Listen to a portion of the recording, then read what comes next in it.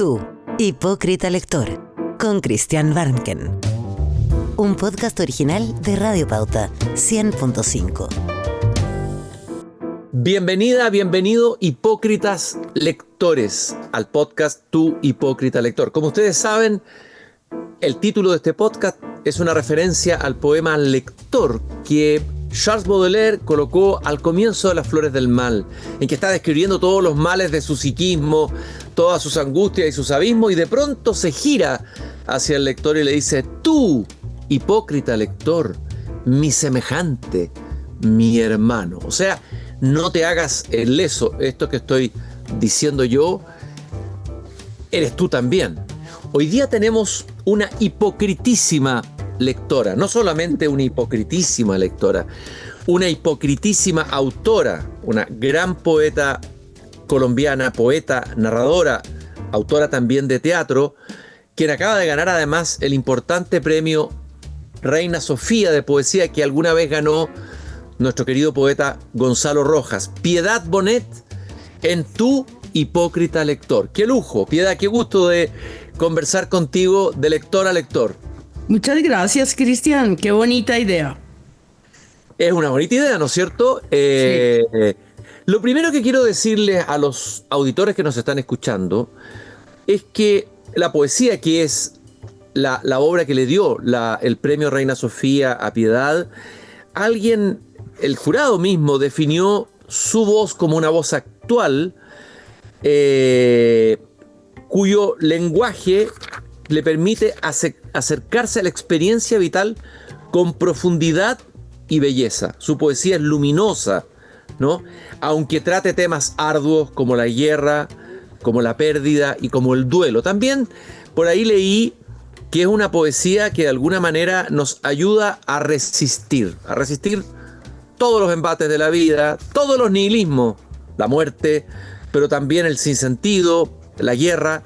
Una poesía que captura la complejidad de las emociones con un lenguaje exquisito.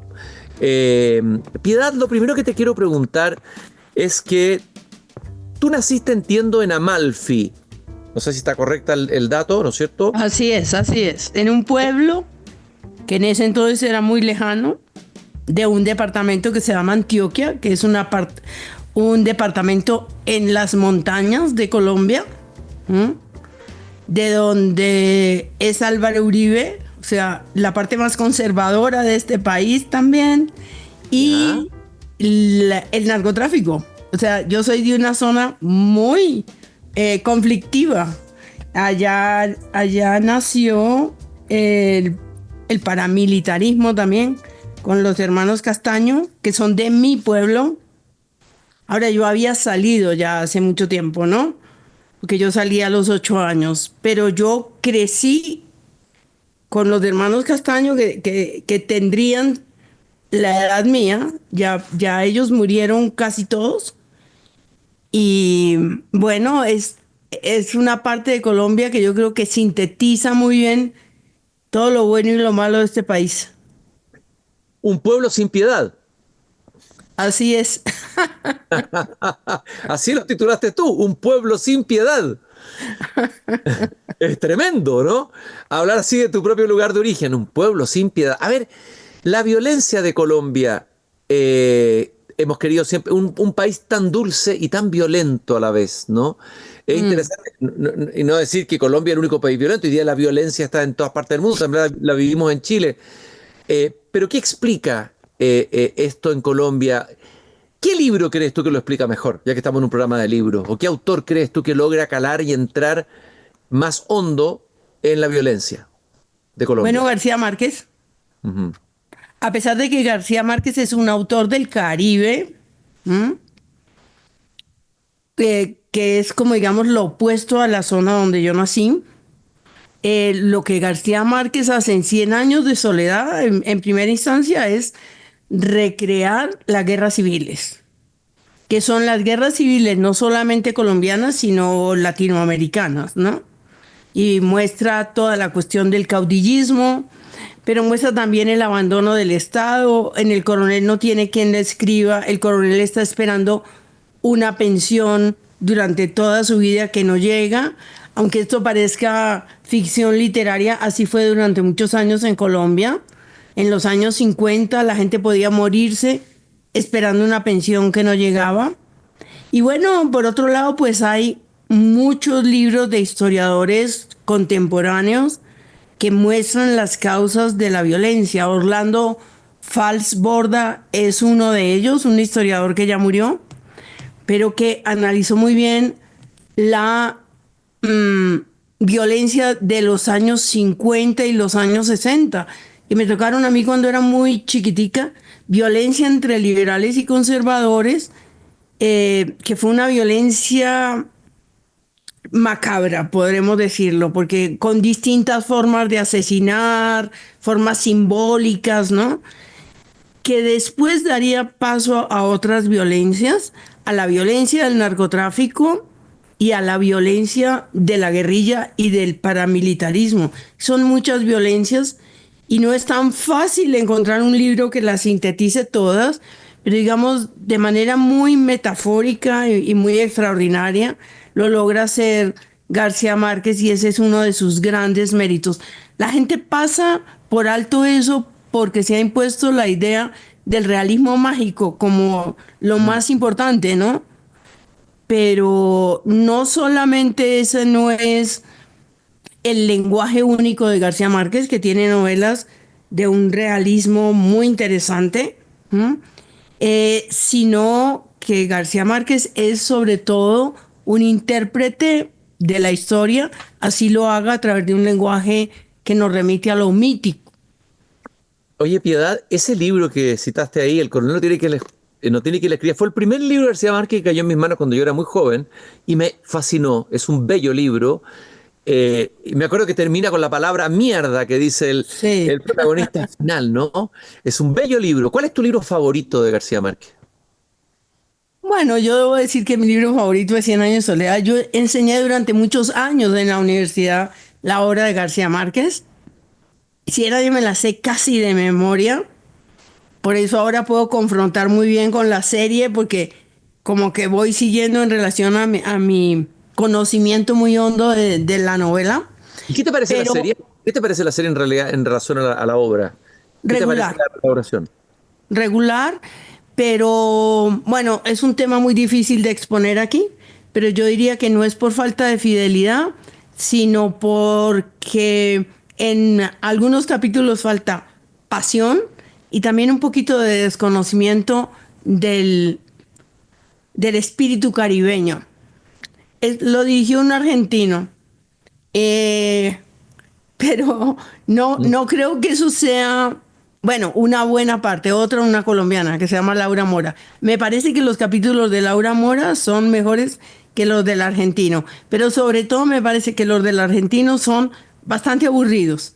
Esa es, digamos, como mi crítica frente a un libro lleno de humor, no coge ese humor y no coge tampoco el ritmo. Pero bueno, hay que decir también que eso es una empresa dificilísima. Piedad, en Amalfi o después de Amalfi, cuando niña, ¿cuál fue tu primera aproximación a los libros y a la lectura? ¿Alguien te leía? ¿Tus padres te leían cuentos? ¿O llegó para azar el primer libro? ¿Cuál es tu primer contacto, tu primer amor, por decirlo así, con un libro? Bueno, mi primer amor fue muy chiquitica. Mi mamá había sido maestra, le había tocado retirarse para casarse como pasaba en esos tiempos. Mi mamá tiene hoy 102 años, ¿sí? Uy, qué maravilla, pero eso, Y mi padre 98, ayer estaban cumpliendo 75 años de casados. Es una especie de maravilla. producto también del realismo mágico. O sea, vamos a tener Piedad Bonet para rato, ¿ah? Yo creo, esperemos. Bueno, el caso es que mi madre me alquilaba unos libritos a una señora que tenía una especie de pseudo biblioteca, porque mi pueblo era un pueblo muy chiquito, pero muy hermoso y de alguna manera con gente ilustrada. Ese primer libro se llamaba El jardín de Lilola. Es un cuento. No he averiguado muy bien porque debe ser un clásico. Pero digamos que ya lo que me enganchó tremendamente a la lectura fue una enciclopedia que tengo por aquí, porque la recuperé después, que, que se llama El tesoro de la juventud.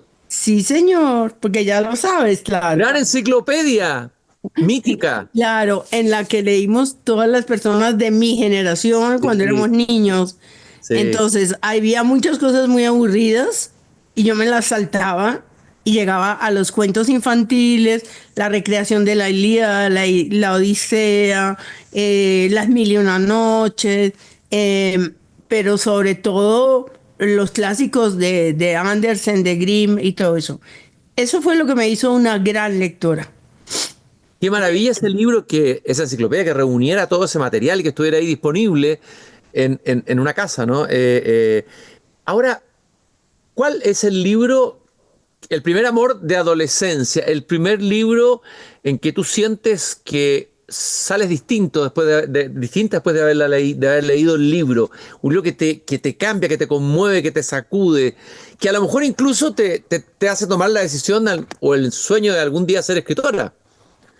Bueno, voy a hablar de un libro que leí todavía en la infancia, pero ya cuando iba hacia la adolescencia, que yo creo que leímos mucho y que después me han dicho que es un libro escrito por un autor de derechas, cosa que yo no podía saber en ese momento, que es Corazón de Edmundo de Amicis. El mundo de Por, Amici, claro, sí. claro, porque tiene un lado sentimental impresionante que para un niño de 10, 11 años, que yo debía ser la que estaba a esa edad, la debía estar leyendo, bueno, me remontó también a Italia, a la guerra y a los, digamos, sentimientos patrióticos y cosas de ese estilo.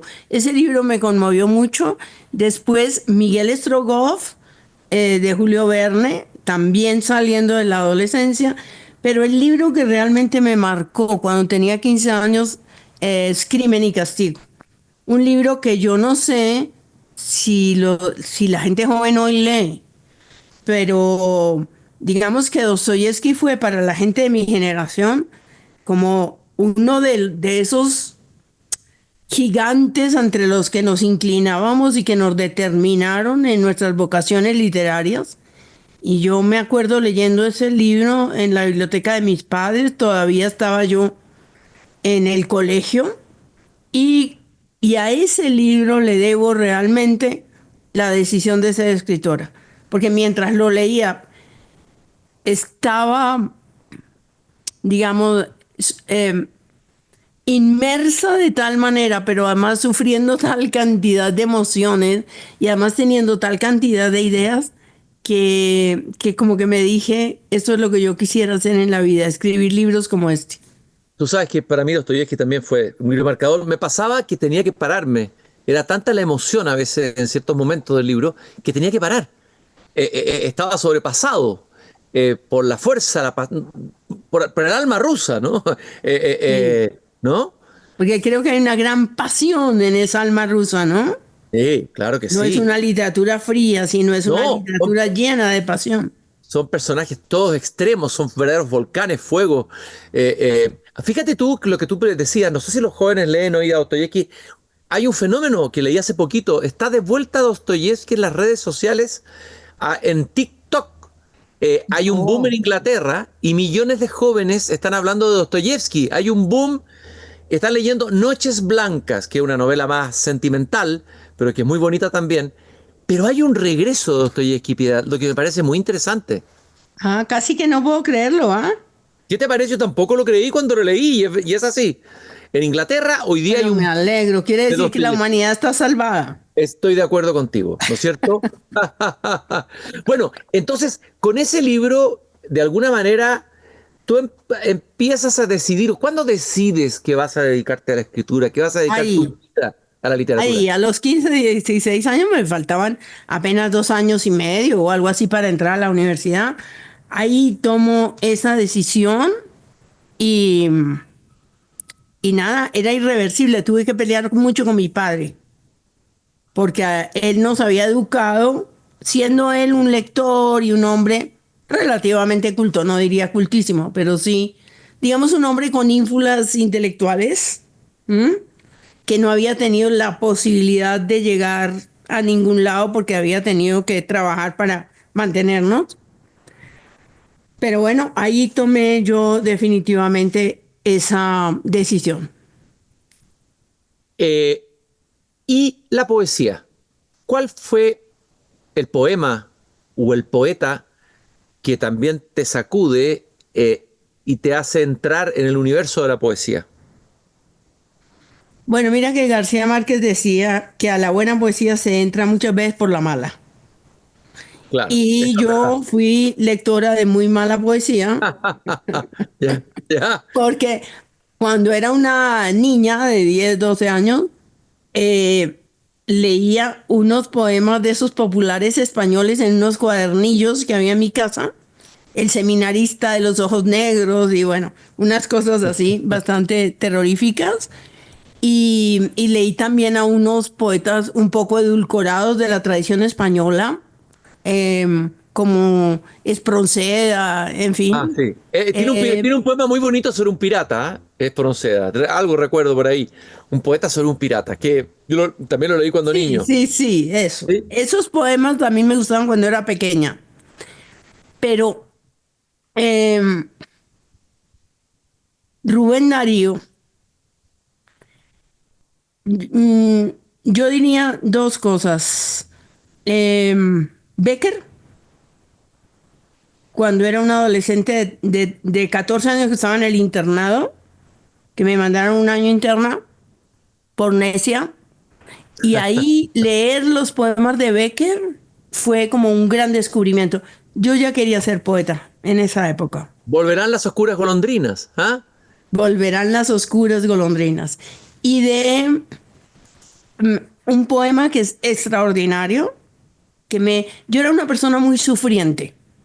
porque, sí, sí, porque yo fui una niña súper ansiosa, es lo que cuento en mi último libro, que es autobiográfico, el primer autobiográfico que realmente escribo, ¿Cuál es el el título de ese último libro, libro, Piedad? ¿Cuál es el título de ese último libro? mi último libro se llama La mujer incierta, ¿Ya? y antes yo había escrito un libro semi-autobiográfico, mejor dicho, el libro en que cuento el suicidio de mi hijo, Daniel, a los 28 años. Ese libro es Lo que no tiene nombre, es el libro que me ha dado a conocer en muchas partes y sobre todo en este país. Pero ahí yo estoy como digamos en un rinconcito mirando la historia de Daniel. ¿Qué fue lo que pasó para que Daniel tomara esa decisión?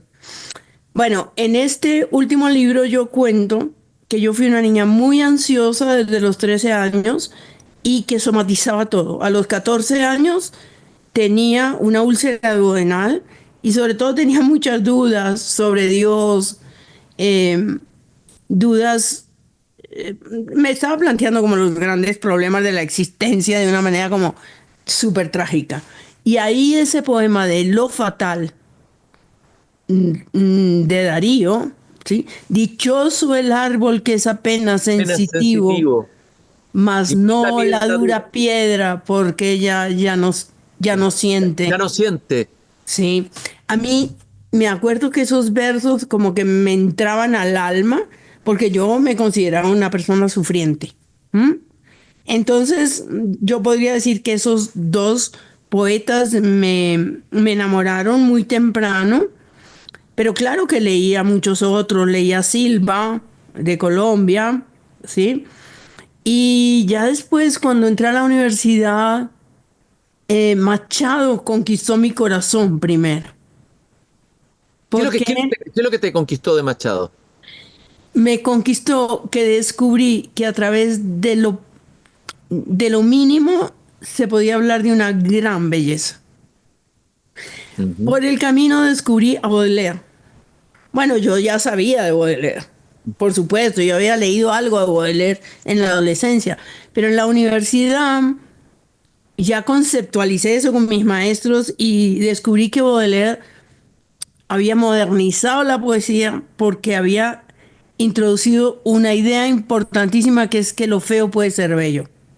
Claro, el poema La Carroña. Ese La hombre que pasó por la carroña. calle La Entonces, cuando yo Carroña. leo la carroña, entonces, y veo que se puede hacer un poema sobre la descomposición, además con ese sentido trágico, ¿no?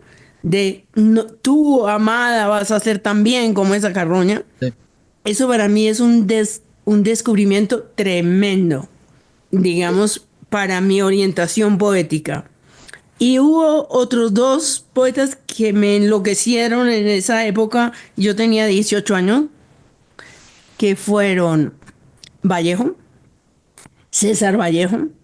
Cuando Que toca el descubrí los dolor, toca el poemas dolor, humanos, claro, toca el tuétano, toca el dolor humano, ¿no? En su, sí, como y nadie. descubrí que la poesía podía obrar así, de esa manera, como Trilce, diciendo, no sé, adverbios en mente. Mm. Durante mi primer libro de poemas está lleno de adverbios en mente porque me estaba copiando de Vallejo. Y el otro, pues, fue Pablo Neruda con Residencia en la Tierra. Cuando Claro, descubrí, bueno, yo amaba ya el poema 20 pero es un y la libro intenso. canción desesperada que me sigue pareciendo uno de Claro, los poemas más...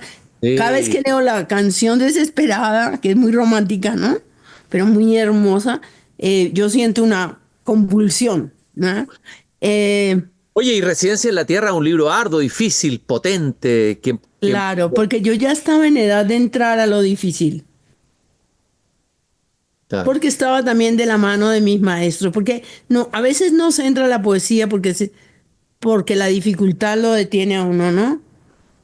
Por eso uno necesita como alguien con quien compartir esos poetas que no son tan fáciles, ¿no? Fíjate que José Lezama Lima, el poeta cubano, decía, solo lo difícil es estimulante. Su poesía es muy difícil, la de Lezama Lima, pero a mí me encanta. Es difícil, es hermético, Sí. es arduo, ¿no?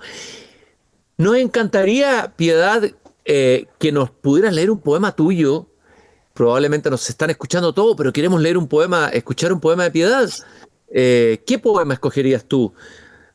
Hay uno muy Bueno, pues, tremendo que es el del padre, ¿no? El padre ese que golpea la mesa, ese poema famoso tuyo, como para entrar en tu poesía es un gran poema, pero puede haber otro que tú nos propongas, que nos pueda leer y sería un lujo poder bueno, escuchar. pues como uno siempre está como pegado de lo último, claro que yo estoy terminando ya otro libro de poemas, ¿no? Después de este.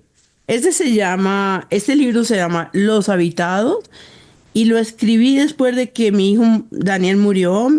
Daniel era mi único hijo hombre y mi hijo menor. Mm, Eh, y, y este poema es sobre la enfermedad mental, eh, el suicidio y el duelo, ¿m? Que es sobre lo que versa también lo que no tiene nombre, que es una narración, es un libro testimonial, ¿no? Y bueno, Daniel estaba estudiando en la Universidad de Columbia cuando se mató, ¿m? Y era un pintor que y sobre todo un dibujante que dejó una obra muy bonita. he visto sus pinturas y algunos dibujos era realmente talentosísimo, era un artista Sí, sí, era un realmente. artista que sobre todo estaba encontrando un camino, bueno, con dificultades, pero bueno. Entonces, voy a leer este que se llama En el borde, que habla Perfecto. sobre la decisión del suicidio. Ujú. En el borde. Lo terrible es el borde, no el abismo. En el borde hay un ángel de luz del lado izquierdo, un largo río oscuro del derecho y un estruendo de trenes que abandonan los rieles y van hacia el silencio. Todo cuanto tiembla en el borde es nacimiento, y solo desde el borde se ve la luz primera, el blanco blanco que nos crece en el pecho. Nunca somos más hombres que cuando el borde quema nuestras plantas desnudas. Nunca estamos más solos, nunca somos más huérfanos. Qué hermoso, qué potente. Fíjate que compartimos, Piedad, algo común. Yo también perdí un hijo, por lo tanto, ese poema me llega profundamente, me toca profundamente. Bueno, y cuando perdí mi hijo, yo buscaba en esta biblioteca qué libro me puede ayudar a consolar, y de repente sentí que ningún libro me iba a poder ayudar. Pero sin embargo, te pregunto a ti, en esta zona muda del dolor, Enrique Lin, el poeta chileno, habla de la zona muda del dolor. Mm.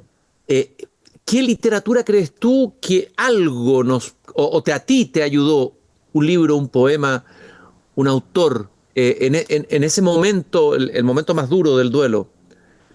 Bueno, yo creo que la poesía es lo que más ayuda, Mm. es lo que más acompaña. Ahora yo no te podría decir, aunque yo ¿Por qué me la poesía? leí, ¿Por qué la poesía y no la novela, por ejemplo, o la filosofía? ¿Por qué crees tú que la poesía acompaña mejor el duelo? porque la poesía le habla a una parte de ti mismo que no es estrictamente racional y que tiene mucho que ver con lo emocional, con lo entrañable, porque el lenguaje adopta unas formas que teniendo que ver con lo cotidiano, porque no es que no tengan que ver con lo cotidiano, se estructura de una manera que le entra a tu cerebro desde una parte muy emocional y que te conmociona. ¿M?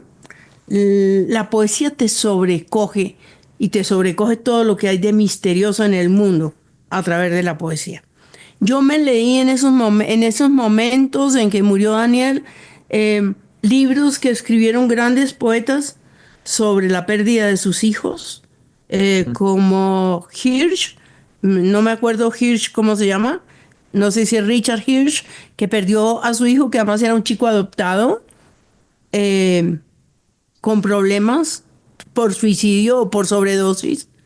Eh, Mary Jo Van también tiene un libro sobre una especie de suicidio, porque a veces no son suicidios como el de Daniel, que se lanzó de su piso, sino son suicidios con drogas, ¿no? Es decir, que se están haciendo daño y eso los lleva, digamos, a la muerte.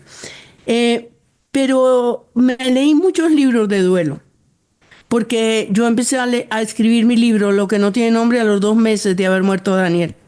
Entonces me llené de libros de duelo. Iba leyendo, leyendo, leyendo, pero no con el fin de serenarme. Yo acepté con mucha serenidad esa muerte, porque entendí que era un alivio para él, sino de llenarme de recursos para mi propio libro. Entonces, mis amigos también me mandaban libros cuando supieron que yo estaba escribiendo sobre esto.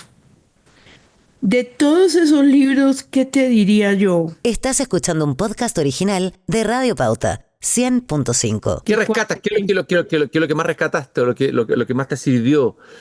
¿Cuál es alguna perla, algún tesoro que hayas encontrado ahí en esas lecturas? Que te dé alguna clave que pueda iluminar eso tan difícil de iluminar que es el suicidio. Increíble que ahora que me preguntas eso, yo no puedo contestarlo diciendo fue este el que me reveló algo extraordinario. Eh, el de Joan Didion, del año del pensamiento mágico, cuando se muere su marido, pero no me conmovió profundamente, me ayudó a encontrar recursos, ¿no? Eh, y uno que me conmovió bastante es de un gringo que se llama Michael Greenberg y se llama Hacia el amanecer, porque su hijita de 15 años enloqueció, Ujú, que es una forma de muerte, ujú. porque quedó recluida para siempre en un hogar, o bueno, Qué en un tremendo, manicomio. qué Ese tremendo. libro de Michael Greenberg Uf. no solo me dio como pistas, sino que también me estremeció mucho por la manera dolorida en que se refería a él. ¿Sí? Eh, y te podría decir muchos libros que cuando hablo de literatura de duelo menciono, pero ahora no recuerdo uno que me haya conmovido particularmente. Piedad, Pero el de Héctor Abad es un libro muy bonito, ¿no? ¿ya? El de El olvido que seremos, ¿no? El olvido que seremos. Sí, ese es un Sí, gran libro. sobre Eh, su padre. Mm. Exactamente, sobre el padre. Vamos a hacer un recorrido también por la literatura que te ha marcado, colombiana, universal. Hablamos de los poetas ahí. Colombia tiene poetas muy interesantes, ¿no es cierto? Tú ya citaste algunos, José Asunción Silva, está León de Grief, María Mercedes Carranza, está el papá de María Mercedes Carranza, que también era poeta. A ver, de la poesía colombiana, ¿con quién conversas más tú como poeta? Te- ¿Con quién sientes una afiliación o un diálogo más vital? Bueno, mira, con un poeta que se llama José Manuel Arango, que es un poeta muy sobrio, eh, muy influenciado por la poesía norteamericana de alguna manera. ¿No? José Manuel Arango me gusta mucho, me gusta también mucho Aurelio Arturo, que es un poeta de esa misma estirpe. ¿No? Y tú sabes que uno tiene como de pronto grandes amores que luego abandona. Uno es infiel, claro que sí. Claro, entonces yo leí a León de Grey, leí a Porfirio Barbajakov, que me fascinaba en su momento, cuando yo era muy joven. Ahora ya como poeta soy más crítica, más distanciada, ¿no? Pero yo te diría que esos dos poetas que te acabo de mencionar son dos poetas no solo maravillosos, sino a los que yo puedo volver y siento que vuelven y me hablan, ¿no? Sobre todo a José Manuel Arango. Tú tienes doble militancia, triple, porque has escrito teatro, pero narrativa, eres conocida fundamentalmente por tu narrativa, después de todo, qué hacer con estos pedazos, en fin. Y por otro lado, tu producción poética, la que te dio el premio Reina Sofía de Poesía. ¿Qué es lo distinto en el proceso de creación y escritura en estos dos ámbitos? ¿Cómo un poeta se está escribiendo un poema y de repente se va a la novela? Una parte está conectada con la escritura de la novela, otra con la poesía. ¿Qué procesos distintos ocurren en la escritura, en el proceso de escribir esos dos géneros? Porque tú te mueves entre esos dos, ¿no? Sí, claro. Mira, son procesos completamente diferentes. Ujú. Te lo voy a tratar de sintetizar porque eso es muy difícil de decirlo, ¿no? Pero los dos llegan de la misma manera. Es una iluminación, ¿no? O sea, esto sería un poema. ¿Mm? O te llega un verso que te llega de una vez con una música. O te llega un tema. Ahora estoy trabajando una cosa irónica que se llama el arte de viajar. Sobre esa manera de viajar que hay ahora, ¿no? Ujú. Tan loca, ¿no? Mm, Como tan desconectada de las realidades a las que se va. mm. Eh, y así te llega una novela. Por ejemplo, una amiga me estaba contando una historia por segunda vez que era una historia de maltrato masculino y las dos temblábamos porque tenía que ver con el primer marido que tuvo y luego con una historia aterradora que vino después, ¿no? Y cuando mientras la oía, de pronto dije, esto sería una gran novela sobre el resentimiento, porque había ahí la cosa del resentimiento social. Cuando ya tienes digamos, como el sentido de lo que vas a narrar, ¿por qué voy a escribir poemas sobre el viaje? ¿O por qué voy a escribir sobre esto? Porque hay el gran tema de estos países latinoamericanos, que es el resentimiento también, ¿no? Entonces ahí tú ya tomas la decisión y empiezas a pensar cómo vas a hacer. En el poema hay una cosa muy linda, que es que el poema te dice cuando ya estás listo para sentarte. ¿Mm? Bueno, el poema y la novela, ¿no? Pero Pero espérate, te lo dice, ¿cómo te lo dice? ¿A través, es un sentimiento porque físico? ¿Qué porque es? tú vas craneando y de pronto sientes un deseo, un deseo, un deseo. O sea, un deseo y un miedo, las dos cosas, ¿no? Y entonces ya tomas la decisión de sentarte.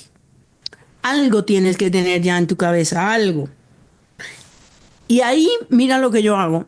Yo leo a uno de mis poetas favoritos, que son muchos. ¿M? Blanca Varela. O Háblame cortito de ella. A ver, Blanca Varela, bueno, Blanca Varela realmente es para mí como uno de los grandes descubrimientos que he hecho en la vida, ¿m? Porque tiene una poesía con la que yo me siento muy identificada, pero es mucho más, es decir, mi poesía no es oscura, porque yo no soy oscura, yo soy un poco que tiendo a la transparencia, ¿no? Entonces yo no puedo escribir una poesía estrictamente oscura. ¿M? Ujú. Pero Blanca Varela es de una gran oscuridad y sin embargo de una gran potencia expresiva. ¿M? Blanca Varela llega como hasta la médula de lo poético sin ser Lesa Lima, digamos, ¿no? Eh, uno que va como descubriendo los sentidos de Blanca Varela, ahí sí que lo difícil es lo que apasiona. Poeta peruana, gran poeta Poeta peruana. peruana, sí, gran poeta peruana. Pues la poesía peruana es extraordinaria, como la chilena. Son las dos grandes poesías de América Latina, pienso yo. Bueno, entonces yo me siento a escribir el poema y allí entro en una compenetración tan brutal que es como eso que han dicho que es como un rapto, ¿no? Porque tú estás sumergido entre la emoción que quieres transmitir y el poder de las palabras.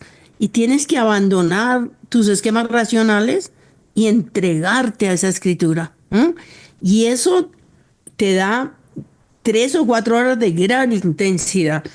Eres Eh, poseído, eres poseído por tu daimon, sí, como decían mi los griegos. daimon está ahí y yo estoy, es decir, no, nada me puede interrumpir. Porque la música no, otra gente que venga a hablarme, pues a veces pasa, ¿no? Pero bueno, es de una gran intensidad la escritura. En cambio, la novela, pues es de largo plazo.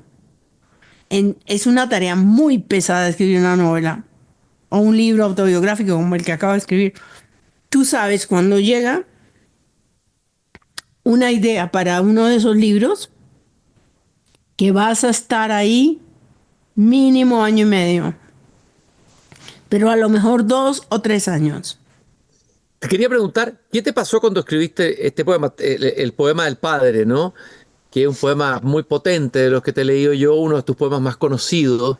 No sé si lo tienes a mano ahí, yo tengo aquí eh, Pues léelo tú si lo tienes. leo un fragmento. El libro está en el hilo de los días, ¿no? Está el libro, el poema. Sí. Está ahí, se dice, aquí golpeaba airadamente Ah, el estás padre hablando de ese. sobre la mesa, Es que yo tengo causando... otro Ya, sobre el padre. ya. Aquí golpeaba iradamente el padre sobre la mesa. Sí.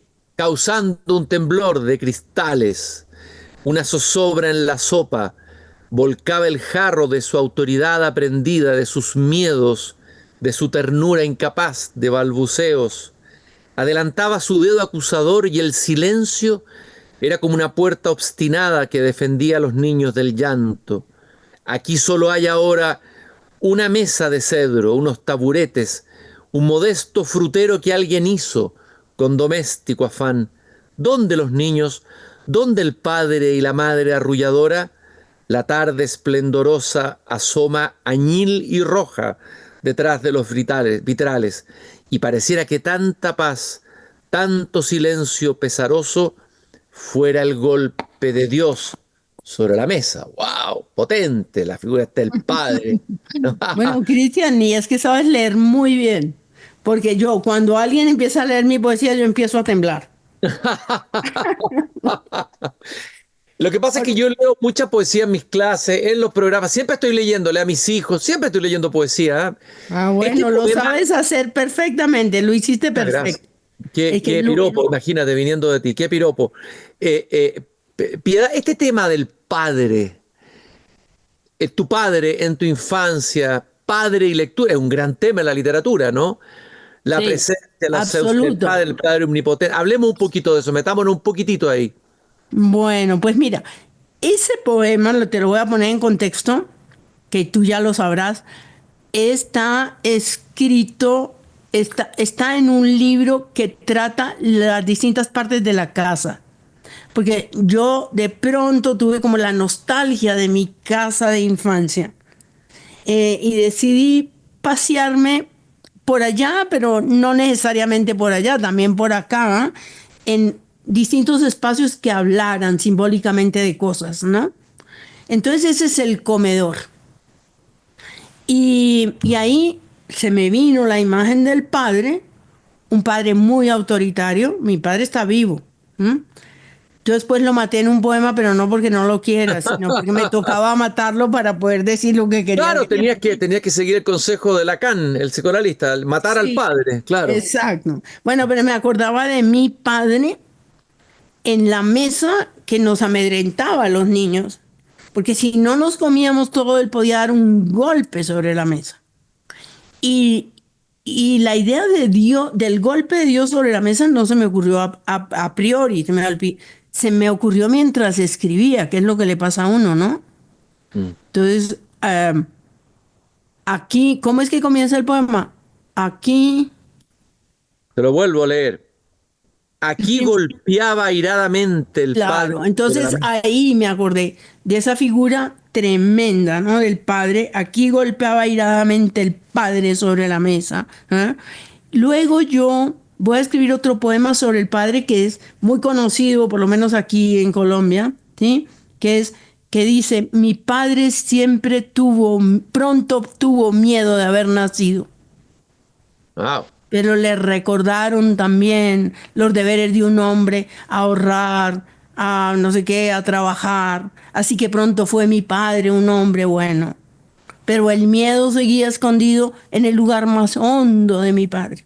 ¿Mm? O sea, esa es la idea. Entonces, Oye, mira perdón, que ¿y tu padre leyó ese primer poema? ¿Leyó estos sí, poemas tuve con la él? tentación de quitar la página cuando le iba, pero no, decidí. Porque lo que les estoy diciendo es que ese autoritarismo de mi padre no era sino producto del miedo. Yo ya tenía una edad para haber comprendido eso. Porque mi padre está vivo, ¿no? Pero fue un hombre con muchos miedos, pero que enfrentó día a día sus miedos. Y los enfrentó pegándose de la rutina y pegándose del deber ser. ¿Mm? Entonces se constituyó finalmente a mis ojos como un personaje un poco trágico. ¿Mm? O sea, Oye, como es una especie de, no sé, como pienso en varios personajes como trágicos masculinos, el Ray Lear, pienso el motivo del padre en la literatura. el motivo del padre, que es tremendo, ¿no? Pues entonces es un padre bueno, muy bueno, pero es un padre muy autoritario. Y entonces eso queda en el alma de un niño grabado de una manera muy honda y muy dura. Yo recuerdo siempre en mi infancia como con esa figura del padre castigador y lo relacioné con Dios porque el cristianismo nos había enseñado toda esta cosa del pecado, la condenación eterna, etcétera.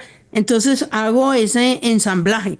Luego hay otro poema porque me interesa el tema de lo masculino desde siempre, desde mucho antes del Me Too y todo eso, pero yo nunca he sido una militante feminista realmente, pero soy una persona con una conciencia de esas diferencias, ¿no? Y en otro poema hablo de Dios, del padre y del marido, como ¡Ay! unos seres que quieren, digamos, instalarse como autoridad. ¿Mm? Ajá. Oye, Entonces, Piedad, bueno, es eso. Piedad, me imagino que te ha tocado, a mí me toca también a veces ordenar la biblioteca y tener que decidir, no caben ya los libros, Mm. qué libros saco. No, no es fácil ese operativo, sobre todo cuando hay una mudanza. Nos gustaría en estos últimos minutos que nos metiéramos en tu biblioteca y nos llevaras a unos 5, 6 autores, 6 libros, talismanes, los llamo yo. Libros talismanes tuyos de tu biblioteca. Que nos Bueno, comparta sí. esos secretos. Tengo ¿Cuáles? unos absolutamente talismánicos.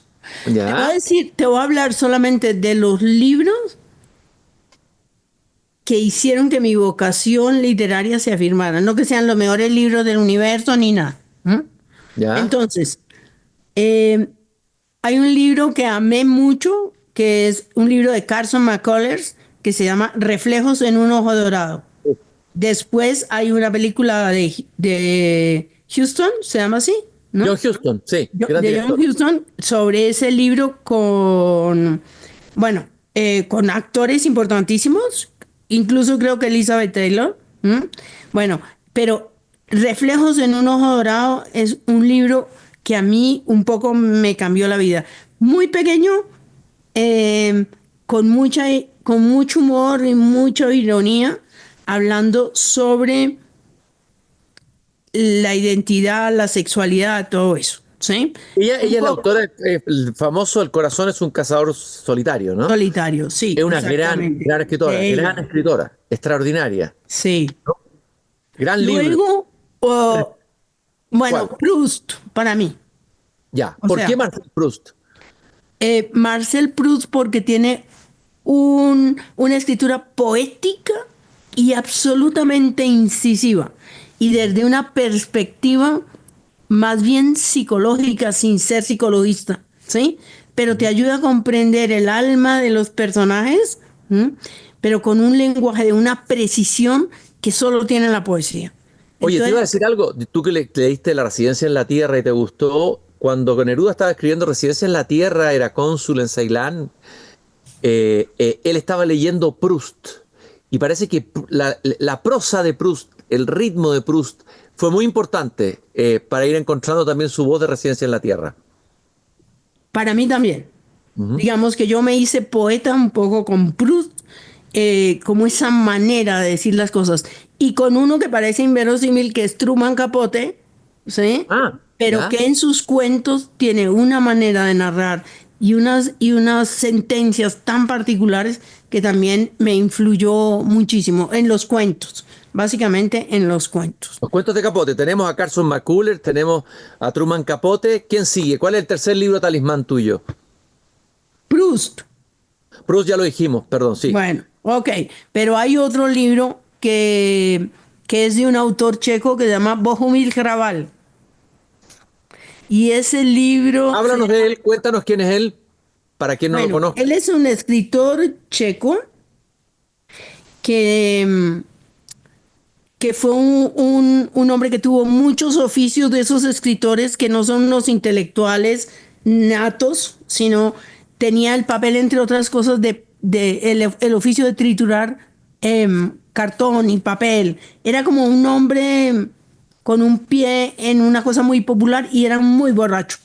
Bueno, pues él Ajá. escribe un libro que se llama Una soledad demasiado ruidosa, que es muy pequeñito, se lee en 2 horas, yo me lo leí en 2 horas, que es sobre un hombre que está en un sótano, es sobre el trabajo, porque sobre el sentido del trabajo. Él está aplastando libros que le tiran de allá y láminas y de todo, pero los libros que quiere se los lleva para la casa y va armando como así como tu biblioteca. Y así se lo imagina uno. En un momento no caben y los pone sobre el dosel de su cama y hay Ujú. un momento en que uno cree que lo va a aplastar. Y él tiene, como es muy borracho y se la pasa tomando allá abajo, se le aparecen Jesucristo y Lao Tse. Y ¡Oh! ¡Maravilla! ¡Qué maravilla! tiene unas Ah, no, ese conversaciones libro lo voy a muy buscar. Ese locas. libro ya lo anoté y lo voy a pedir. Ese libro lo voy a buscar. Bueno, te va a No lo voy a pedir. fascinar porque tiene mucho humor y tiene una prosa así de enloquecida. ¿M? Ese diría yo, que es otro de mis hitos así extraordinarios. ¿M? Entiendo que te gusta mucho y compartimos también el mismo gusto la gran poeta polaca, la Szymborska. Sí, Entiendo Szymborska. que es una poeta importante, ¿o no? Sí, Estaba Szymborska. ¿Ah? sí. Yo, si me pusieran a hablar de poetas que me han transformado, son muchos, pero yo diría Blanca Varela y Wisława Szymborska. Wisława Szymborska tiene una relación con lo cotidiano que a mí me interesa mucho y una especie ¿Cuál de es la razón ironía, peculiar de lo cotidiano que tiene ella? ¿Qué es lo que te interesa de esa relación con lo cotidiano de ella? la manera de llegar a lo más misterioso y a lo más hondo de la existencia humana a través de cosas muy chiquiticas, como por ejemplo, hay un poema que ya no lo puedo decir, pero dice como, y yo timbré después de que timbraste tú y nunca te conocí a ti. O sea, podíamos habernos encontrado ahí sobre el destino. Ujú. ¿Mm? Es un poema que luego aparece en la película Rojo. ¿Te acuerdas? Rojo, azul, blanco. Kieslowski. Kieslowski, Bleu, Rouge, Blanc, claro que sí, gran director de Exacto. polaco. En la película Rojo aparece ese poema de Szymborska, ya no me acuerdo cómo, pero aparece, alguien lo dice o aparece ahí, que es sobre el destino, que es un tema que a mí me interesa muchísimo. Es decir, ¿de qué nos perdimos cuando cruzamos hacia la derecha y no a la izquierda? Gran tema. Ella dijo, la vida por larga que sea, siempre será corta, y este programa, por largo que sea, es demasiado breve, porque conversar con esta hipocritísima lectora nos podría haber llevado más horas, pero creo que yo por lo menos he anotado varios libros talismanes que voy a ir a buscarlo. Espero que ustedes también, los que nos están escuchando. Muchas gracias, Piedad, por habernos regalado tu tiempo, tu conversación, tu amistad en este diálogo entre hipócritas lectores. Bueno, a ti, Cristian, porque lo conduces divinamente, maravillosamente. Muchas gracias, un Eres abrazo. un gran hipócrita lector. Gracias, querida Piedad. Muchas felicitaciones por ese merecidísimo premio. Tarea para la casa a todos los hipócritas lectores, ir a buscar los libros de poesía de Piedad Bonet en visor. Si no los encuentra en librería, pídanlos por internet. Pero leámosla porque es una poeta que nos ayuda a resistir en tiempos difíciles. Nos encontramos nuevamente en un próximo podcast Tu Hipócrita Lector. Búscanos en pauta.cl, pero también en Spotify si quieres escuchar las emisiones anteriores, y todos los viernes a las 8 de la tarde en Radio Pauta es el estreno de un nuevo capítulo. Hasta la próxima, gracias por habernos acompañado. Tu Hipócrita Lector, con Christian Warnken.